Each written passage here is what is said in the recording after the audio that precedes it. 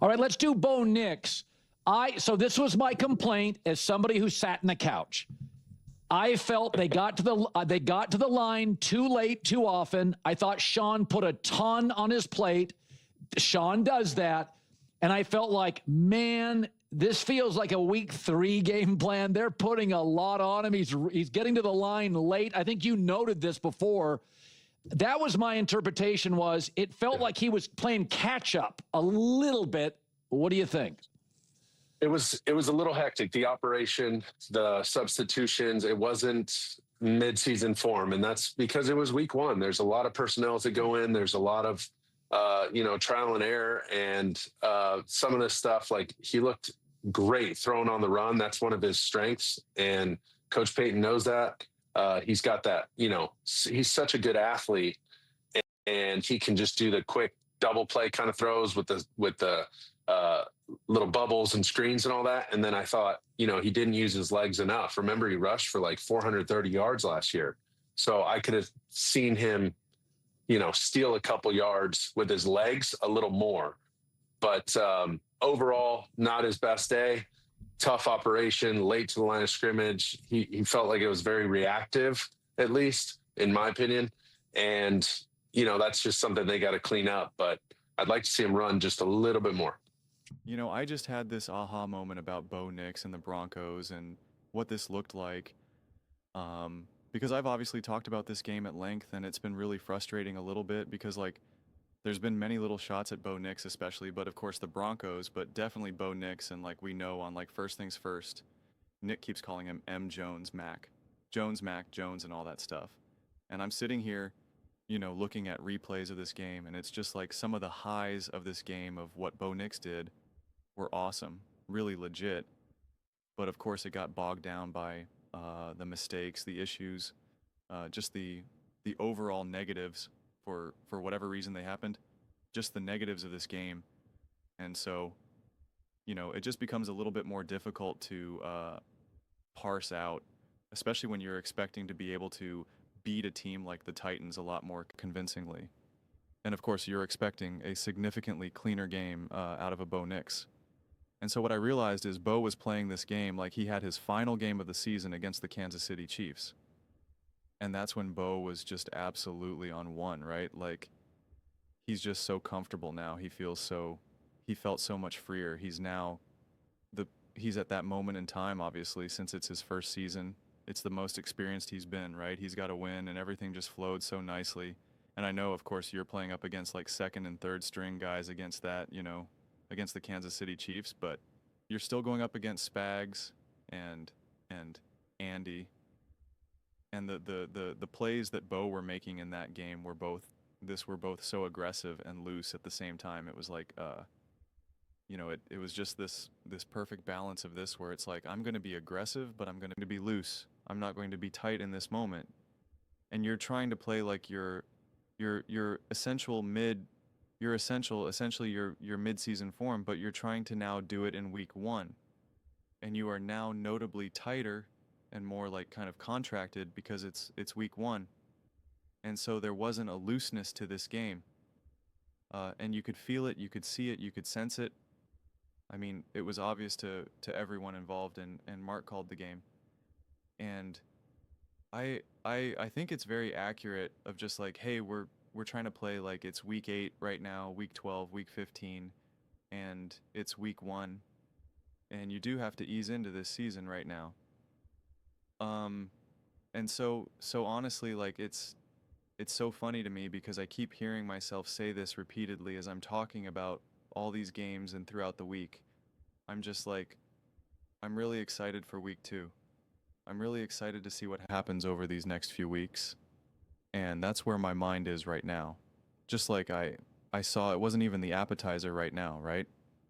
It was you go into a restaurant or whatever, and they got peanuts at the table or something, or some chips. It's just it's not even an appetizer. You just kind of got since you didn't even get your drink. It's just water, iced water, and you're just kind of waiting.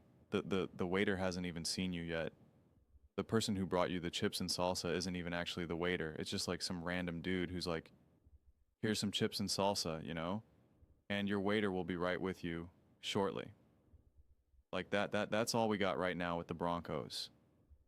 Like and for every team, honestly, every team. And so trying to reach these conclusions, and that's why it's like I feel myself contracting when I hear people kind of talking like, "Oh, see the Broncos, Bix, see," and it's just like you just gotta wait. You just gotta wait. Week one is week one is week one is week one. And so yeah, I'm looking forward to seeing the lessons that they learn from week one, Bo, Nick, and Sean Payton specifically. And I'm excited to see what the energy looks like, because think about how sometimes you in week one, you're a little disconnected. Surprisingly, the effort isn't really 100% locked in. And there's just, I really think disconnection is the right word. I wouldn't say that was the situation here, that it was just disconnection. It was just like, there was just like too much. And so then I'm just curious to see like if in the following weeks, we just see a lot more groundedness and less hyperactivity here. And again, that is going to be so much on Sean Payton guiding this, as well as, you know, Bo Nix being receptive to it all. Because this isn't a team where you can just be like, just let the people around you get the job done. At least, especially on offense. Like, this offense is going to 150% be run through Bo. Like, that is how this is going to go, right? Like, there's not this sense of just like, well, once we establish the run game and we can really work behind it, we'll be able to get Bo settled. It's like, no, Bo's needs to be settled from the jump. And that's why, you know, Mark Sanchez even talked about like, use your legs, get involved, get settled, pick up 3, 4, 5 yards here and there, right? Like, just any of these little things just to keep things going smoothly, keep things going forward. But I mean, like, even in an ugly game here, and it was far from great, there were still some plays where you're just like, all right, like, that is the Bond Nix that we know. Like, that is the brand of special that we can see here. You just need to settle down. I remember just, you know, and I'll end it here, but it's just like, I've had so many coaches over the years who would just be like, slow down, calm down. I'm like, no, I'm going to do this. And they're like, stop, just slow down. I was like, no, like, I need to be, I'm fired up. Like, let's go. I still see my coach face. Slow down. And it's like, they would try to like hug me with the air. Slow down. And it's just like, that's what I just want to be like, Bone next, like, slow down. It's all right. Just chill, you know? It's just like, let's. And I would almost even be like, when you come in from, you know, after the drive, when you come onto the sidelines, rather than be like, hey, let's talk, let's look at this, let's have. It's actually just like, I'm not even going to talk to you.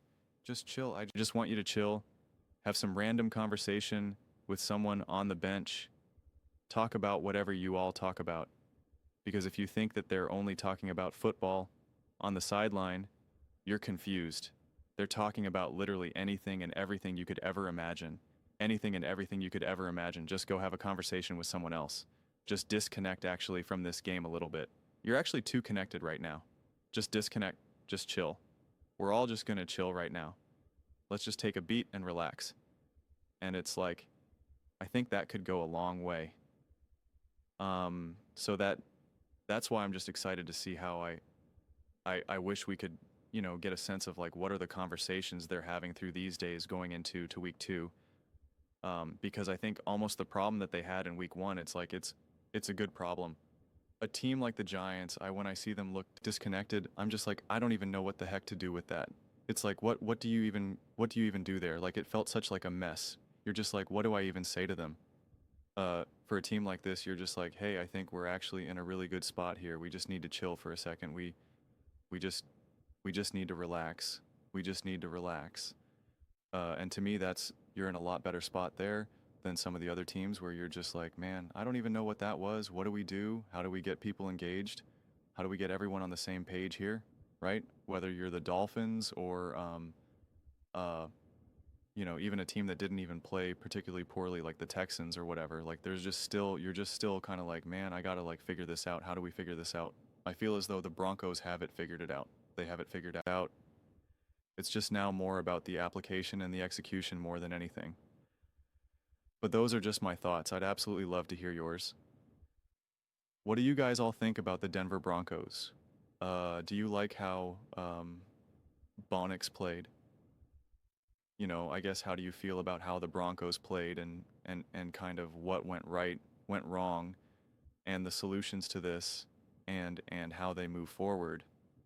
Let me know in the comments below. I read every single comment. It's you agree with me or disagree with me. Either way, let's get in some discussions. Let's get in some fights. But ultimately, let's just have some fun, and please do consider subscribing. We are building an amazing community here, and absolutely love to see you part of it. I want to build something that we all genuinely feel connected to, something that we're really excited to be a part of. I think we're well on our way to doing it, and please don't forget to give this video a thumbs up, as it really does help with the visibility and the algorithm. Thank you so much. See you next time.